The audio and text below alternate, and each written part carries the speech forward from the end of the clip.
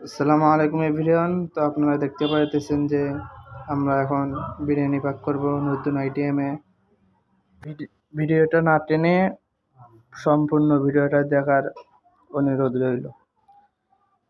তো মাংস ছাড়া আমরা বিরিয়ানি পাক করব। ভিডিওটা দেখবেন, যদি ভালো লাগে লাইক কমেন্ট শেয়ার করে দেবেন। আর একটা জিনিস শিখে রাখলে এটা পরবর্তীতে কাজে লাগে। তো আপনারা দেখতে পাইতেছেন আমরা এখন বিরিয়ানি পাক করতেছি।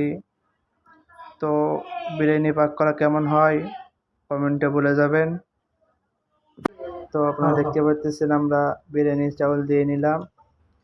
তো ভিডিওটা না টেনে সাথেই থাকুন, মনোযোগ দিয়ে দেখুন। পুরো ভিডিওটা দেখলে অভিজ্ঞতা হবে। একটা জিনিস শিখে রাখা অনেক ভালো, কারণ এটা পরবর্তীতে কাজে দেবে। তো আমরা চাই যে আমরা পারি তো মানুষদেরকে যেন এই কাজটা শেখাতে পারি, তখন আমাদের মনে ভালো লাগে, আনন্দময় লাগে।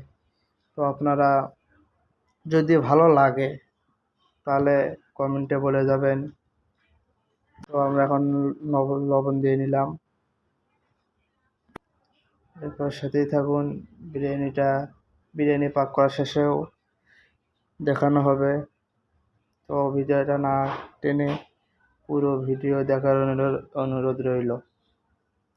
তো আমরা এখন পানি দিয়ে নিচ্ছি। নতুন আইটেমে বিরিয়ানি কিভাবে পাক করে শিখে রাখুন। আমরা সিলেটের থেকে চাউল এনে বিরিয়ানি পাক করতেছি। তো ভালো লাগলে কমেন্টে বলে যাবেন। আর বিরিয়ানি পাক করার শেষে দেখানো হবে। তো সাথেই থাকুন, ভিডিওটা না কেটে পুরো ভিডিওটা দেখুন।